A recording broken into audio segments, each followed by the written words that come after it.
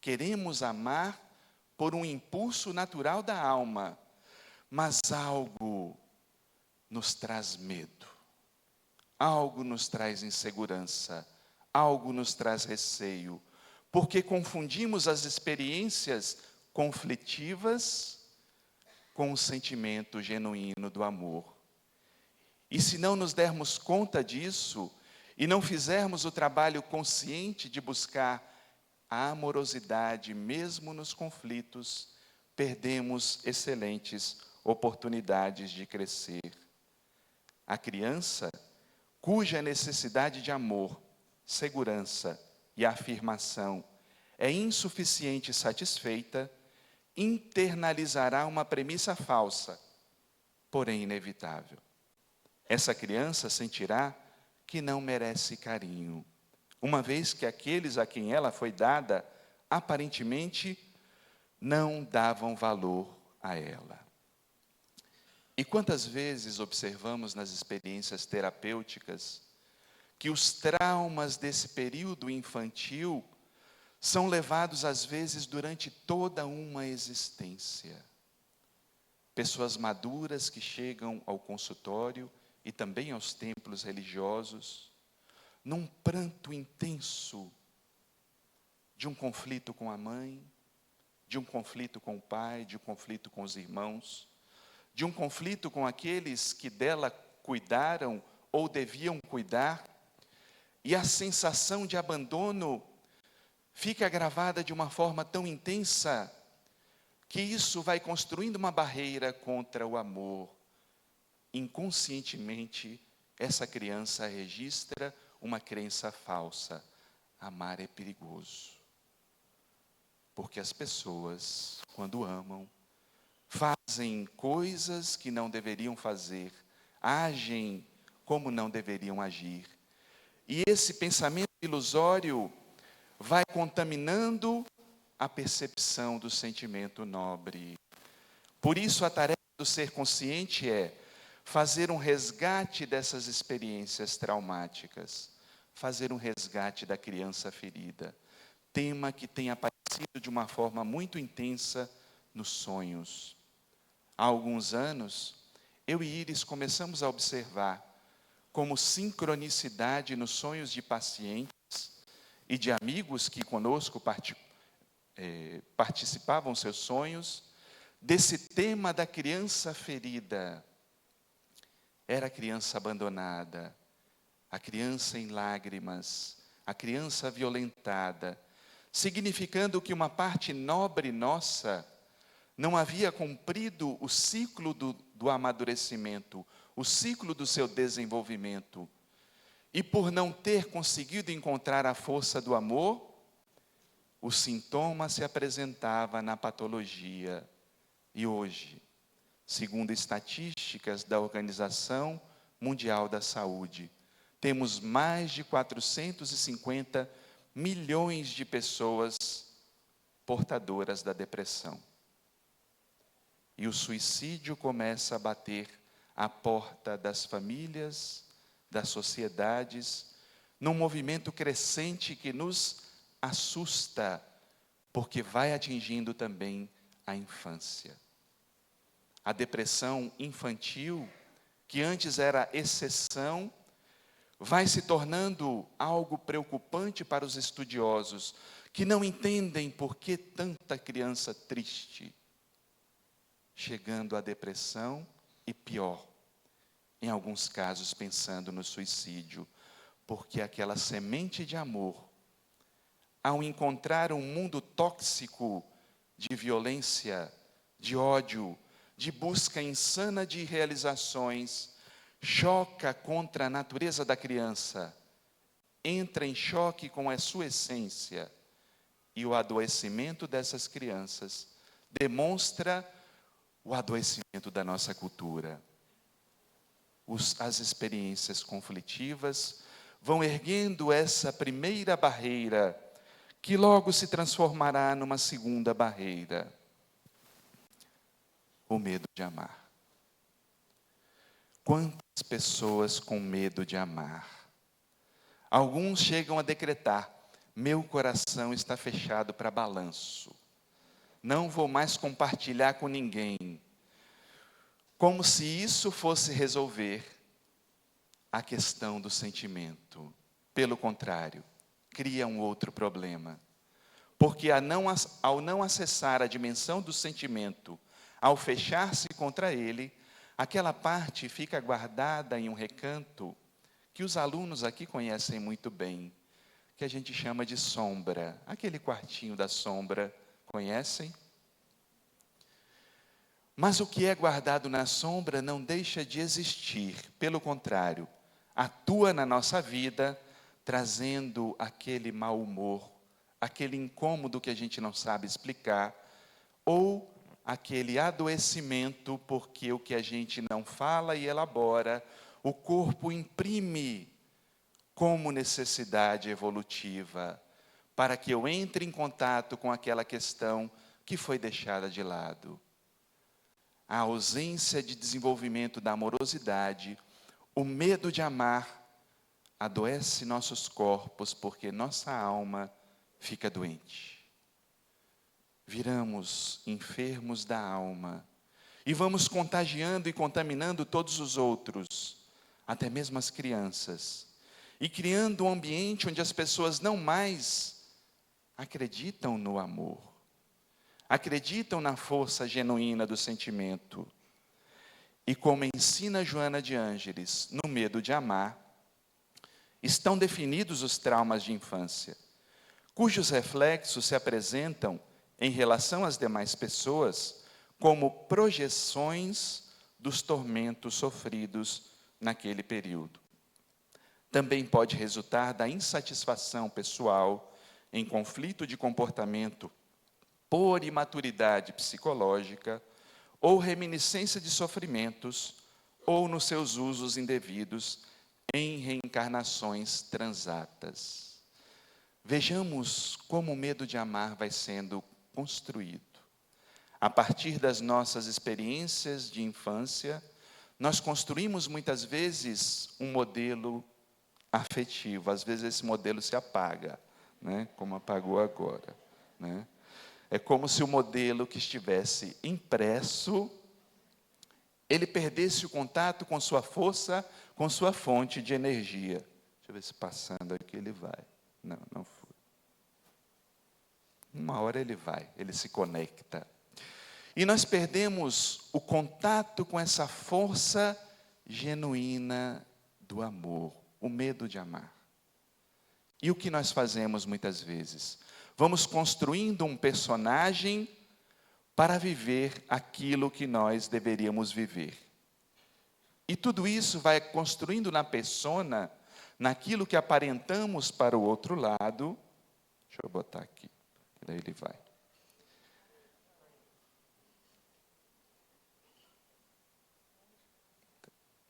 Vamos construindo na persona uma imagem agradável dentro daquele contexto em que nós vivemos. Por exemplo, a criança que percebe que ser sensível demais não é aceito dentro do seu ambiente familiar, vai construindo muitas vezes uma rigidez.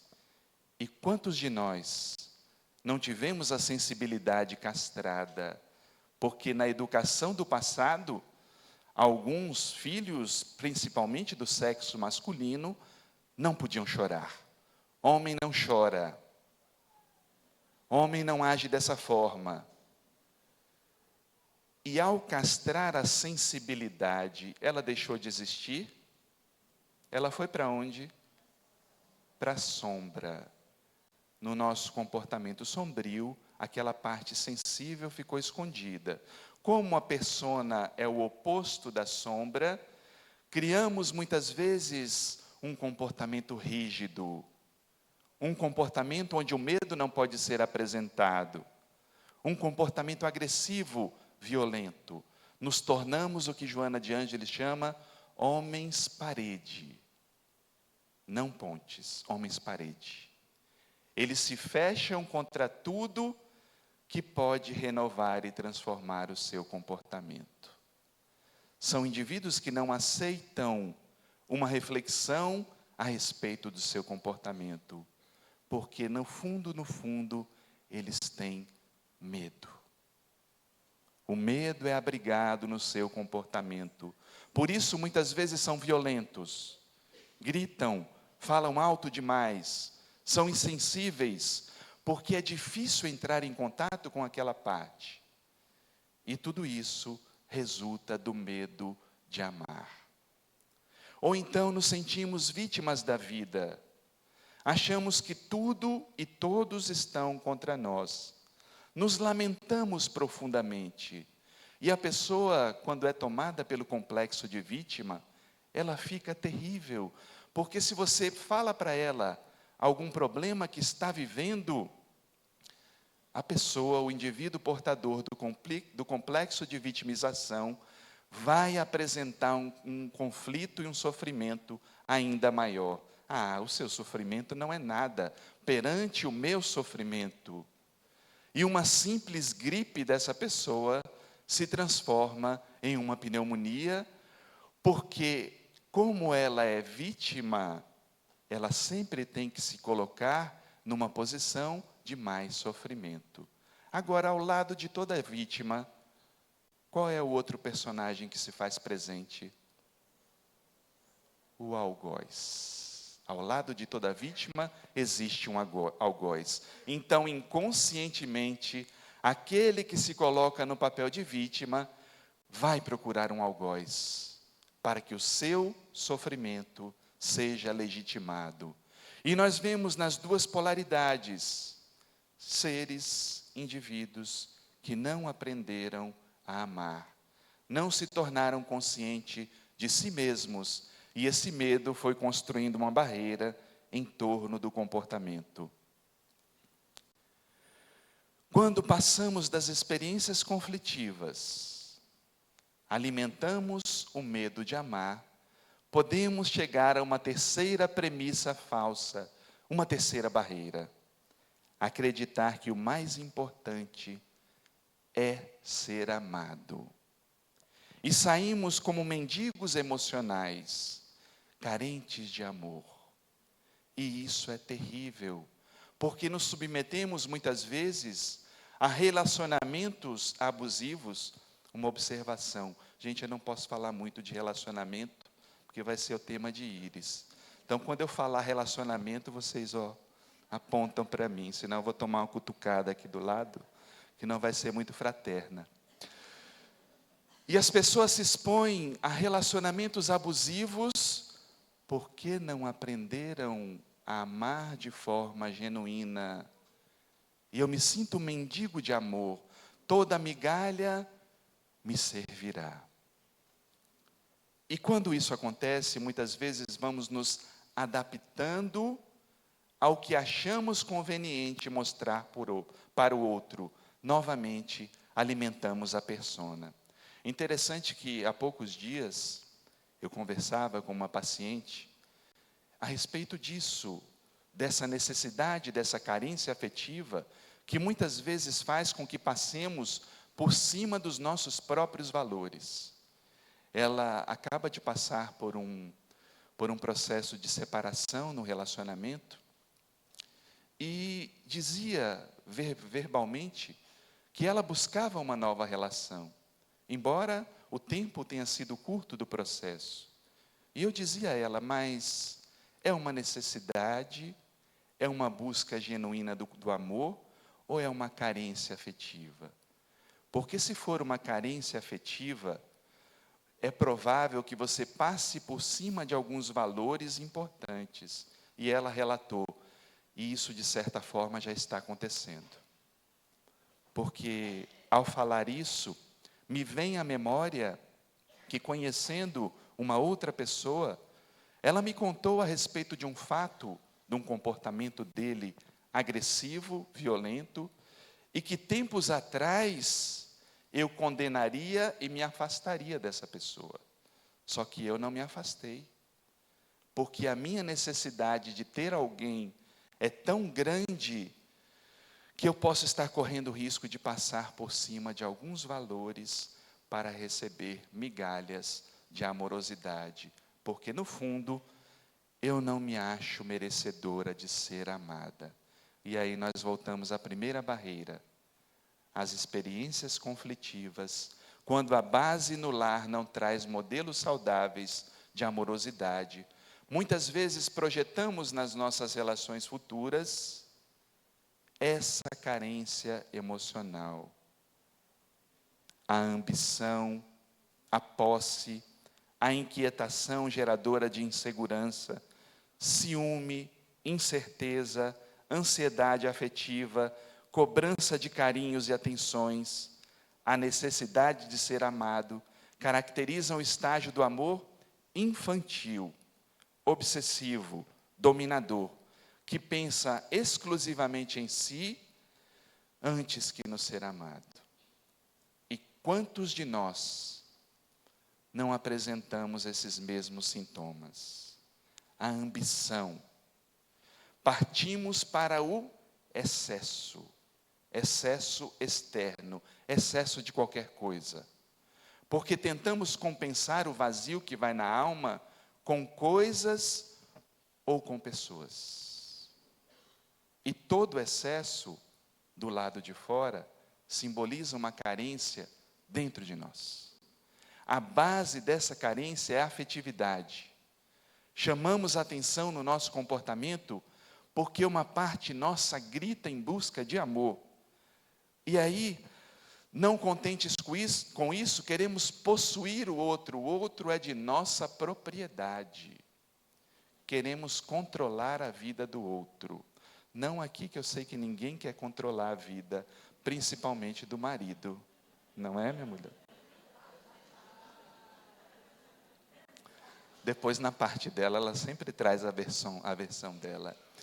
Mas ninguém tem o poder de controlar a vida do outro enquanto não conquista o autocontrole, mesmo porque, quando temos o autocontrole, não queremos controlar ou tentar controlar o outro, porque isso é impossível. O outro pode até fingir que está satisfeito com as escolhas que fazemos para ele. Agora, o caminho existencial é feito com as nossas próprias pernas. Ninguém pode trilhar o caminho pelo outro. Por isso, quando a posse, a inquietação, a insegurança começam a fazer parte das nossas relações, o amor se distancia. E o pior, criamos às vezes até alguns ditados para tentar aliviar no mundo íntimo os nossos desvios de comportamento e dizemos: o ciúme é o tempero do amor. Não é o destempero. A pessoa tomada pelo ciúme está destemperada, porque o outro não é de sua propriedade. E a insegurança íntima, muitas vezes, vai levando aqueles pequenos gestos que invadem certos limites e que nós devemos tomar muito cuidado. Começa com advertências até invadir a vida pessoal do outro. E hoje que as redes sociais registram tudo, a pessoa começa a dar aquela olhada no celular do outro, nas mensagens, nas redes sociais. E muitos acham isso natural quando não veem que existe aí um limite da propriedade, do mundo particular que está sendo invadido por conta da insegurança afetiva, por conta do medo de amar. Vamos gerando toda essa série de comportamentos: incerteza, ansiedade afetiva, cobrança de carinhos. Ah, você não me ama mais. Você não me chama mais de tchucu-tchucu, de meu bombom, meu docinho. Chega a dar diabetes, né? Porque de tanto açúcar, a pessoa fica diabética. E essa cobrança de carinho por parte do outro mostra que falta dentro de nós o vínculo com o sentimento profundo. O alto amor ausente faz com que busquemos fora, e quando isso ocorre em nossas vidas, estamos no estágio do amor infantil, obsessivo, dominador, egocêntrico, que está em volta do próprio umbigo, Primeiro eu, depois eu, se sobrar, para os meus. E vamos vivendo dessa forma até que os conflitos se estabeleçam para que possamos amadurecer a nossa capacidade afetiva. Se for estabelecida uma dependência emocional, logo o amor se transforma e torna-se um tipo de ansiedade que se confunde com o verdadeiro sentimento. Eis porque, muitas vezes, quando alguém diz com aflição, eu amo, está tentando dizer, eu necessito de você, que são sentimentos diferentes. Eu necessito de você significa que eu espero que o seu comportamento, a sua atitude me complete. E se eu tenho expectativa disso, desse tipo de ação, desse tipo de atitude, é porque eu não me sinto inteiro. Quando o amor é livre, ele aceita o outro em sua integridade, nos seus limites, nas suas sombras, porque não imaginemos que o processo de relacionar-se esteja isento da sombra. Não, a minha sombra particular participa.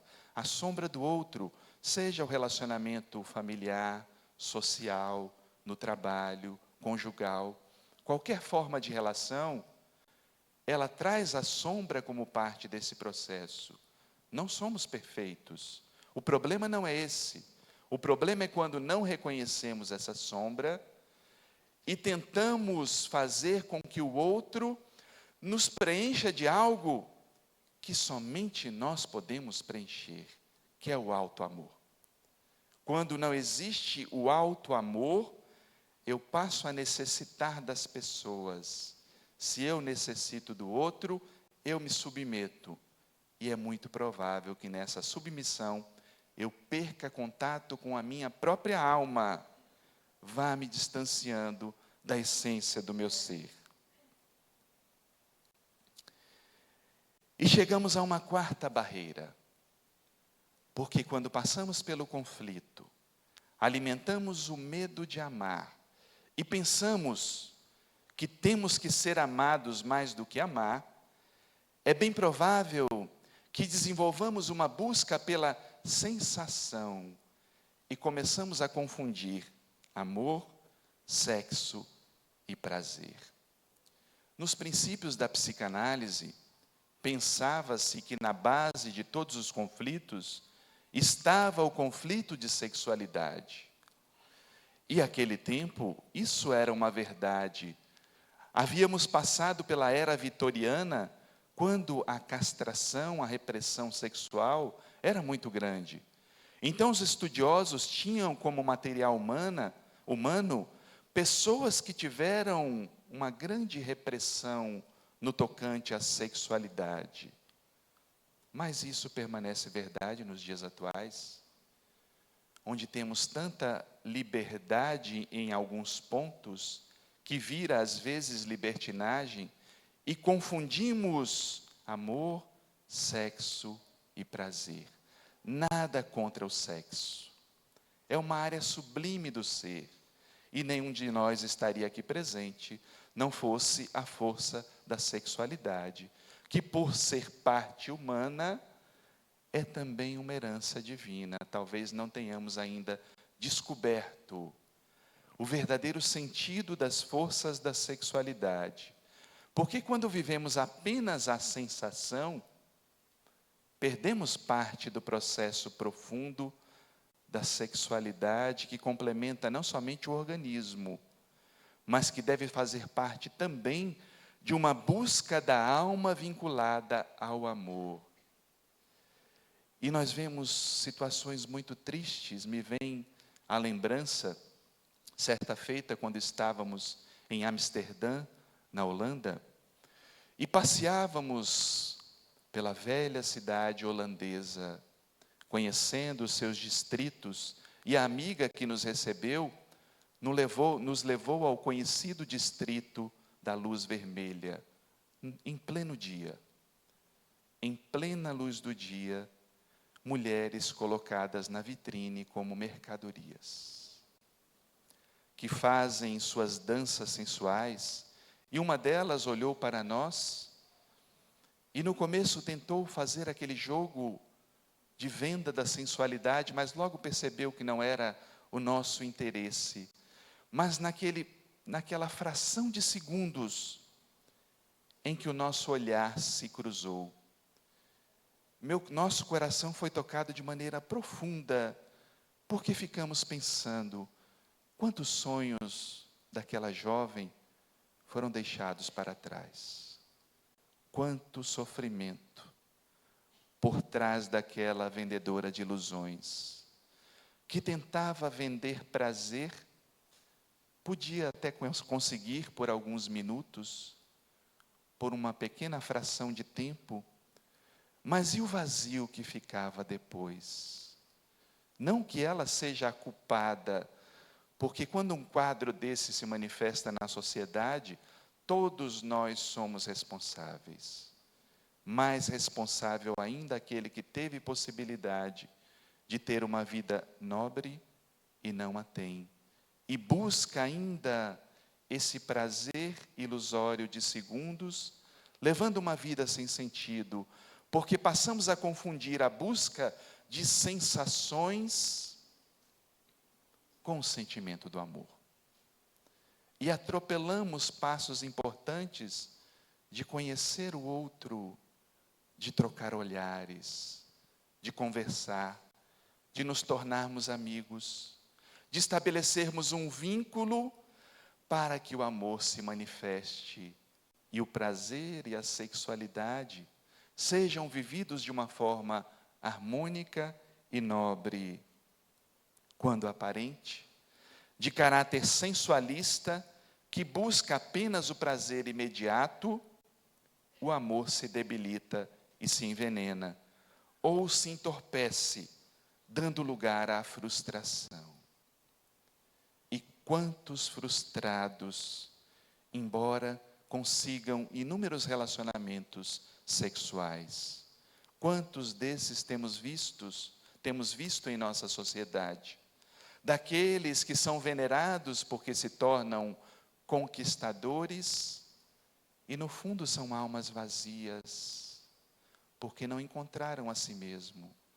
Quantos casos de suicídio temos visto de pessoas que são veneradas porque têm o corpo belo, têm um alto poder de consumo, têm um poder de atração e saem de conquista em conquista, até que o corpo esgotado, ou a alma gritando dentro desse ser, conclame a uma mudança de comportamento, mas muitas vezes é tarde, porque o comprometimento foi muito grave, muito intenso. Por isso não percamos tempo nessa busca externa de prazeres, busquemos o prazer da alma. Não é negar o prazer físico, mas é colocá-lo a serviço da alma, para não arrepender-se e deixar distante o desenvolvimento do sentimento, porquanto, sob sua inspiração, a inspiração do amor, as funções sexuais se enobrecem e a sexualidade se manifesta rica de valores sutis. Um olhar de carinho, um toque de afetividade, um abraço de calor, um beijo de intimidade, uma carícia envolvente, uma palavra enriquecedora. Mas parece que as pessoas não se olham mais. Quando chega alguém perto, a gente coloca logo aquele aparelho mágico, divisor de pessoas na frente, ou coloca no ouvido como se estivesse recebendo uma ligação, e damos a mensagem inconsciente: não se aproxime de mim.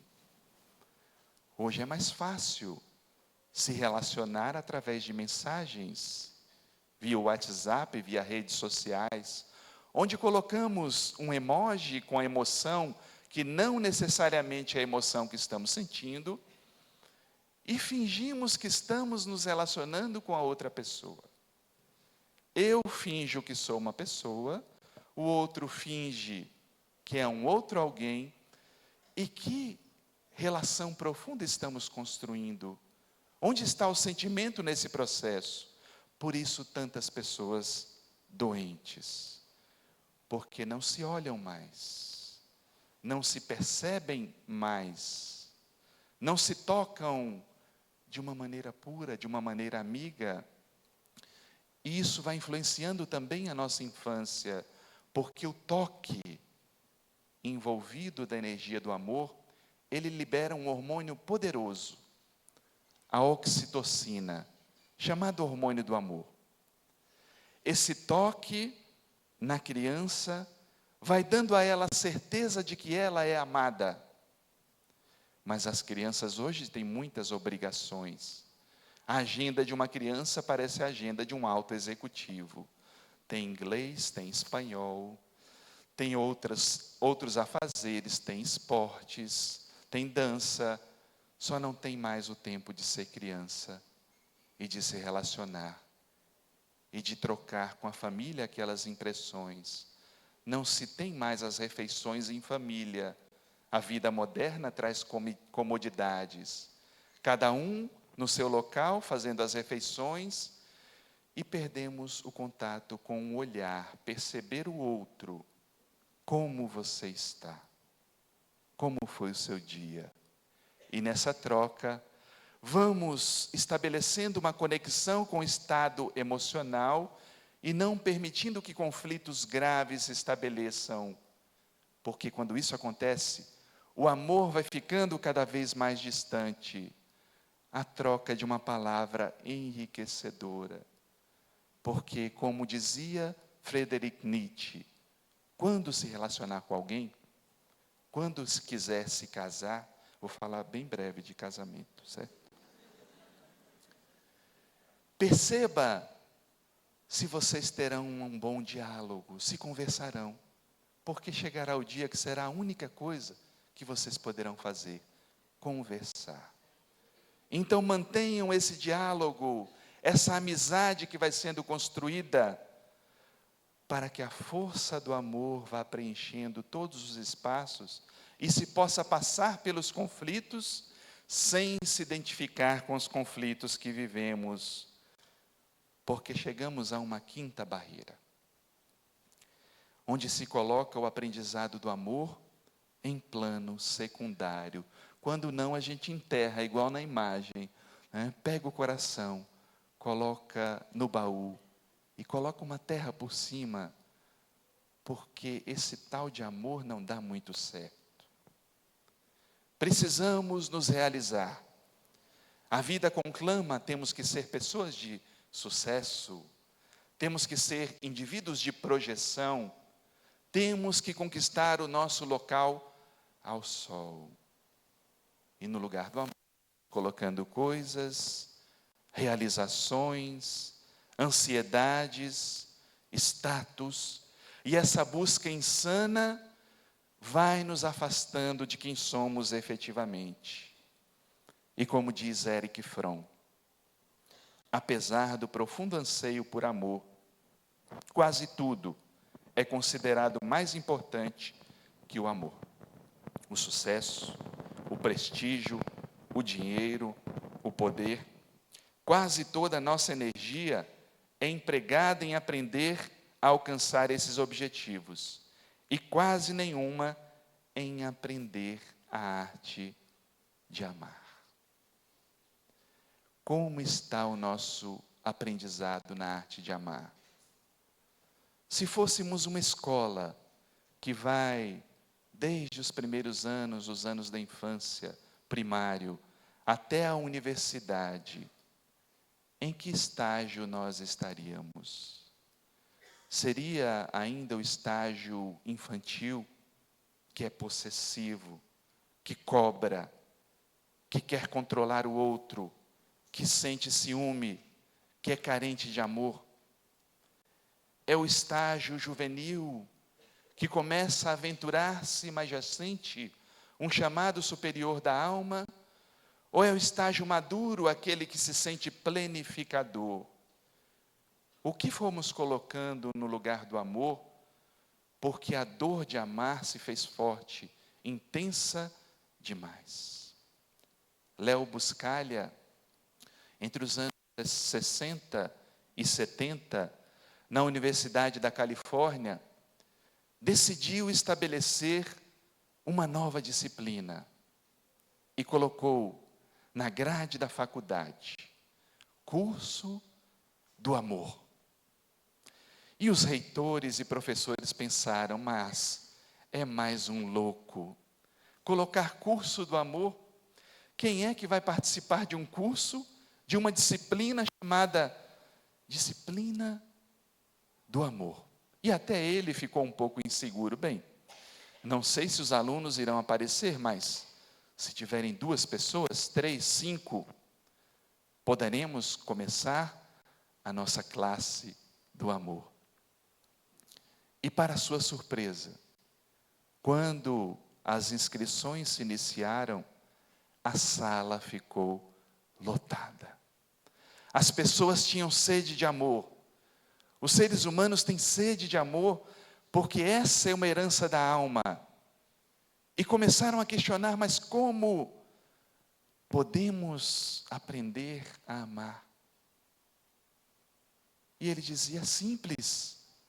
Transforme o amor em um verbo, amar, e comece a exercitar esse verbo na primeira pessoa. Eu amo. E se eu amo, em primeiro lugar, eu tenho que me amar a ponto de mergulhar no ponto mais profundo do meu ser e começar a extrair aquelas impressões falsas que transformaram o amor em algo perigoso. Comece a falar dessas dores. Fale, não de maneira aleatória, mas fale refletindo sobre essas experiências e como elas podem ser transformadas. Fale das suas dores. Se não consegue falar com alguém, fale consigo mesmo, se coloque na frente do espelho. E nessa troca de impressões, perceba qual o ponto ou quais os pontos que prenderam essa capacidade de amar, começando a falar das suas emoções, dos medos, da raiva, desse impulso violento e agressivo que existe dentro de cada um de nós e que nós precisamos educar, transformar, libertar. Uma das alunas, certa feita, chegou a ele e reclamou, mas professor, eu fiquei 2 semanas de cabeça baixa, fechada, e ninguém me buscou para falar comigo sobre a minha dor. Por quê? Porque nós precisamos aprender a falar das nossas dores, porque nem sempre os outros estão atentos à dor que nos acomete, porque eles também têm dores. Todos temos dores. E naquele aprendizado do amor, ele pôde fazer uma viagem a um país asiático, o Camboja. E lá chegando, ele teve uma experiência muito curiosa. Um dos guias turísticos disse, se você quer conhecer o Camboja, não vá simplesmente aos templos turísticos, adentre-se pelo interior do país. Principalmente na época de moções, quando chove muito, e o país fica, em grande parte, alagado, e boa parte das pessoas, especialmente as mais pobres, tem que viver em barcas de forma coletiva. E eu fiquei me imaginando vivendo com o meu vizinho dentro de um barco e pensando se isso ia dar certo. Hoje de manhã eu fui acordado por 2 terroristas mirim que moram no andar de cima, né, e que tocam o terror. Né? Eu fiquei imaginando, meu Deus, se estivesse dentro de um barco, eu, os meus vizinhos e outras pessoas, como seria isso? E chamou a atenção dele. As pessoas tinham que levar pouquíssima coisa para o barco, porque senão ele virava.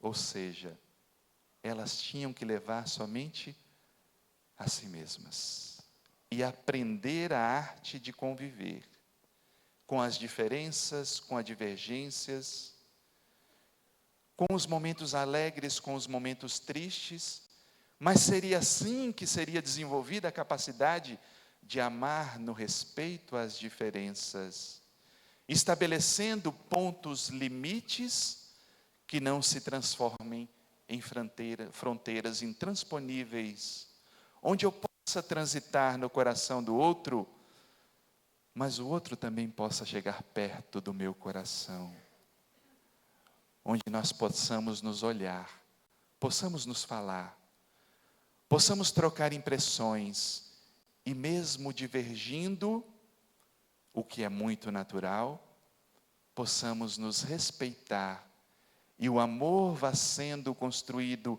passo a passo, e vamos deixando tudo mais que não é importante em segundo plano, e trazendo para o plano principal a força do amor.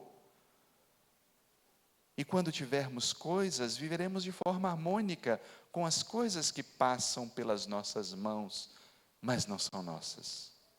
E quando não tivermos muitas coisas, também ficaremos tranquilos, porque o essencial estará conosco. E Jung chamou a atenção a respeito disso, quando estabeleceu de forma sábia: onde o amor impera, não há desejo de poder, e onde o poder predomina, há falta de amor. Um é a sombra do outro. Em que polaridade eu me encontro nessa busca? Eu quero poder, e poder não pensemos apenas em cargos, mas naquela sensação em que eu me acho superior ao outro. Todas as vezes que me acho superior ao outro, eu estou imbuído do complexo de poder. Mas, quando vamos diluindo o poder, o amor se estabelece, porque eu vejo o outro também como filho de Deus, que merece todo o respeito, toda a consideração, e por me encontrar na frente de um filho de Deus, com ele irei me relacionar de maneira amorosa.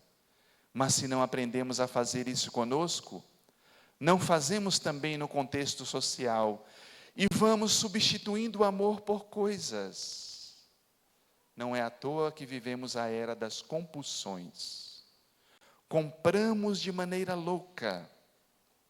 E o pior, depois que inventaram um obsessor chamado cartão de crédito, que a gente divide a pagar em várias reencarnações, aí é que a gente se sente poderoso. Senta na frente do computador e compra o que deve e o que não deve. Compra o que não precisa, com dinheiro que ainda não tem, para impressionar pessoas que nem conhece. Olha o cúmulo da insânia, o cúmulo da loucura. E essa tentativa, embora naquele breve momento da compra possa trazer um mínimo de satisfação, logo passa, porque no final do mês a fatura chega. E a gente percebe que aquele vazio emocional não foi preenchido com coisas que passam por nós. Agora o sentimento do amor, ele fica quando ele é construído de maneira genuína. Indispensável, portanto, superar o conflito do medo de amar, iniciando no esforço de afeiçoar-se a outrem, não gerando dependência, nem impondo condições. Afeiçoar-se a outrem, independente de quem chega, independente de quem seja aquele que está ao seu lado agora. É alguém com as mesmas buscas, com muitos conflitos parecidos, muitas dores, muitos receios, mas é alguém em busca do amor e da força de amar. É alguém que pede, que clama pelo amor, como nós. E é o paradoxo dessa sociedade moderna, onde na era da comunicação, nós não nos comunicamos mais com o outro que está à nossa frente. O outro é alguém que me traz medo. Ficamos com medo dos seres humanos. Este é o triste reflexo da nossa sociedade atual, onde temos que aprender que não bastará termos amigos virtuais na nossa rede de contatos, mas essencialmente amigos reais, nesse contato que se inicia olhando o outro, se afeiçoando ao outro, perguntando: como está? Como está se sentindo? Porque muitas vezes atropelamos até a boa educação. Nos fechamos na nossa barreira do medo de amar, e não estabelecemos esse vínculo profundo com a vida e com a essência de quem somos. Mas temos que ter em mente, assim como o ar é indispensável para a existência orgânica, o amor é o oxigênio para a alma, sem o qual a mesma se enfraquece e perde o sentido de viver. Sem amor, o nosso oxigênio vai se acabando. Corri o ano de 2000, e aquela era uma viagem de rotina dentro do submarino Kursk. E o tenente capitão Dmitri estava participando de um dos treinamentos quando algo deu errado no submarino. E uma explosão logo se fez presente. E quando ele viu qual seria o efeito daquela explosão, era um efeito desastroso. Muitos marinheiros haviam morrido. De centenas, passaram a dezenas. E ele se fechou em um pequeno compartimento para avaliar como estava a situação. Eles estavam a milhares de metros no fundo do oceano, naqueles mares frios da Rússia, distante de qualquer possibilidade de socorro. Havia tempo apenas para tentar mandar uma mensagem aos que estavam na terra, e um pequeno fio de esperança, quem sabe, de terem um socorro, mas ele não contava com isso. E ele decidiu começar a escrever uma carta. Minha amada Sara. Nesse momento, quando houve uma explosão na nossa embarcação, eu começo a escrever essa carta, e não ligue, ela estará molhada não com a água do mar, mas com a água das minhas próprias lágrimas.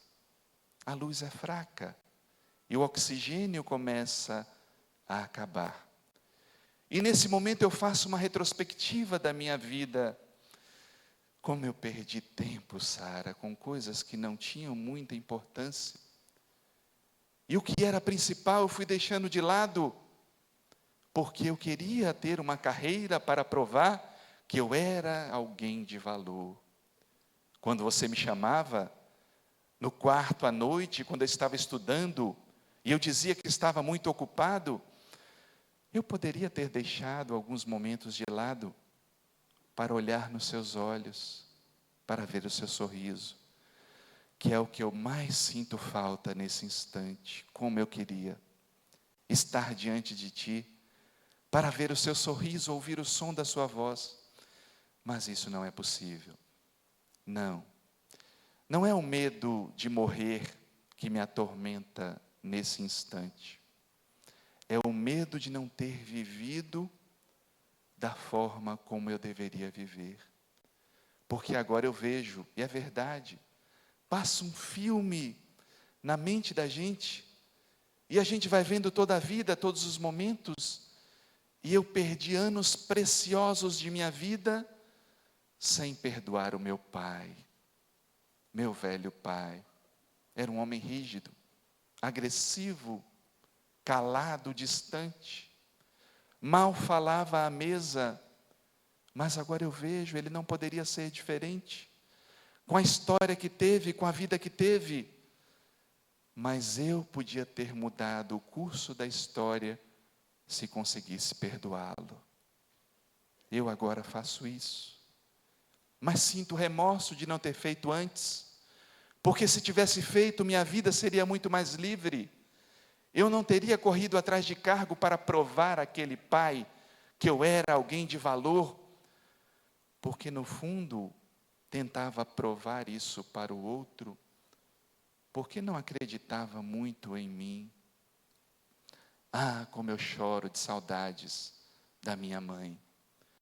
Mas se pensar bem, eu poderia ter aproveitado melhor todos os momentos para amar cada uma das pessoas que estivesse à minha frente, ao meu lado, no meu convívio. É isso que me faz falta, nesse instante, quando já estou ofegante, por isso a letra tremida nessa carta, Sara. Porque eu choro por dentro. E agora eu vejo que aqueles que têm fé, aqueles que têm uma conexão com o divino, eles não estão desesperados como os outros que abandonaram tudo para tentar um lugar no mundo. Esqueceram do que é principal. Ah, Sara. E agora que me resta pouco tempo, que o oxigênio se vai, eu quero escrever apenas uma coisa. Quero te deixar apenas um pedido. Ame e seja muito feliz, amando em todas as oportunidades que se fizerem presentes na sua vida a partir desse instante. Sentiremos saudades um do outro, mas que essa saudade não se transforme na amargura de uma vida, de toda uma vida pela frente. Ame profundamente, e o seu amor será o meu oxigênio, a luz que levarei adiante na trajetória da vida que não se extingue e não se acaba quando termina a vida física. Ame e seja muito feliz. E o tenente-capitão deixou sua carta, e essa carta foi encontrada por um dos mergulhadores, que somente dias após todos terem desencarnado, conseguiram chegar à embarcação. O nosso oxigênio está se acabando, porque estamos deixando de amar. As nossas forças estão se deteriorando, porque enquanto não desenvolvermos o sentido do amor nas nossas vidas, seremos governados por Ares, o Deus da guerra, a nos dominar, sem atentar que existe uma outra força, a força de Eros, o Deus do amor, a nos conectar com as suas flechas, e chegará o dia, quando abrirmos espaço à semente da amorosidade, que Ele nos conectará uns aos outros, porque estaremos conectados com a fonte da existência em nós. Então poderemos dizer ao Mestre que começamos a dar os primeiros passos para cumprir o seu maior mandamento: amar a Deus sobre todas as coisas e amar ao próximo como a nós mesmos. Queridos amigos, queridas amigas, que fique a força da amorosidade como um convite para revolucionarmos o mundo a partir da revolução do amor.